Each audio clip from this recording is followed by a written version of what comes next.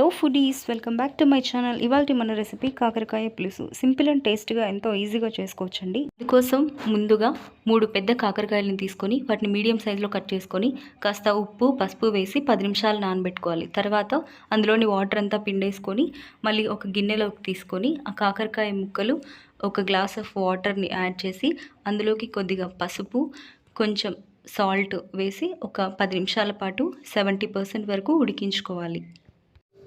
ఇప్పుడు పోపు కోసం మీడియం సైజులో కట్ చేసుకున్న ఉల్లిపాయ ముక్కలు, టమాటా ముక్కలు, పచ్చిమిర్చి చీలికలు, 7 నుంచి 8 వెల్లుల్లి రెబ్బలు, కాస్త కరివేపాకు, చింతపండు రసం కోసం ఒక పెద్ద నిమ్మకాయ సైజంత చింతపండుని తీసుకొని కాస్త వాటర్ పోసుకొని 10 నిమిషాలు నానబెట్టి గుజ్జు తీసి పెట్టుకోవాలి. అలాగే ఒక మిక్సీ జార్ తీసుకొని 10 నుంచి 20 వేరుశనక్కాయలు అలాగే కొద్దిగా కొబ్బరి వేసుకొని మిక్సీ పట్టుకొని ఆ పౌడర్ రెడీగా ఉంచుకోవాలి. ఇప్పుడు పోపు కోసం ఒక కుక్కర్ తీసుకొని 3 టేబుల్ స్పూన్ల ఆయిల్ వేసుకొని అందులోకి పోపు దినుసులన్నీ యాడ్ చేసుకోవాలి. ముందుగా ఆవాలు, జీలకర్ర, పచ్చిశనగపప్పు, 1/2 టీ స్పూన్ అంత మెంతులు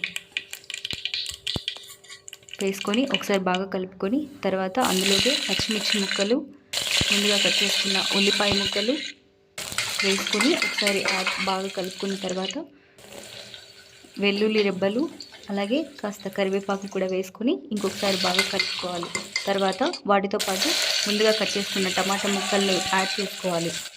టమాటా ముక్కలు బాగా మెత్తబడిన తర్వాత మనం ముందుగా స్క్వీజ్ చేసి పెట్టుకున్నటువంటి కాకరకాయ ముక్కల్ని కూడా యాడ్ చేసుకొని ఒకసారి బాగా కలుపుకోవాలి.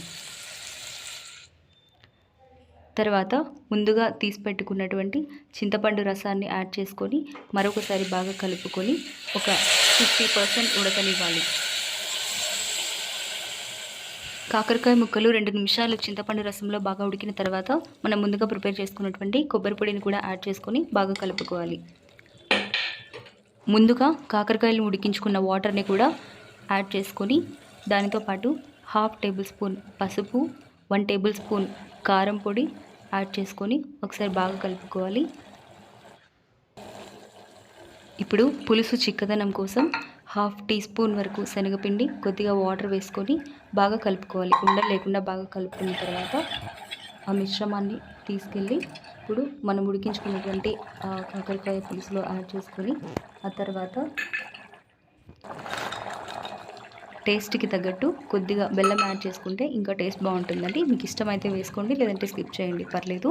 అండ్ ఫైనల్గా కొద్దిగా కొత్తిమీర కూడా చల్లుకొని ఒక 2 నిమిషాలు పాటు 2 విజిల్స్ వచ్చే వరకు కుక్కర్లో ఉడికించుకుందాం. అంతే, tasty and easy and healthy also కాకరకాయ పులుసు రెడీ అయిపోతుంది అనమాట. ఇది చపాతీలోకి, రైస్లోకి కూడా చాలా బాగుంటుంది. ట్రై చేసి ఎలా ఉందో కామెంట్లో చెప్పండి. Okay, if you like my video, please like, share and subscribe my channel. ఇది మా అత్తయ్య సైడ్ వాళ్ళ రెసిపీ అండి.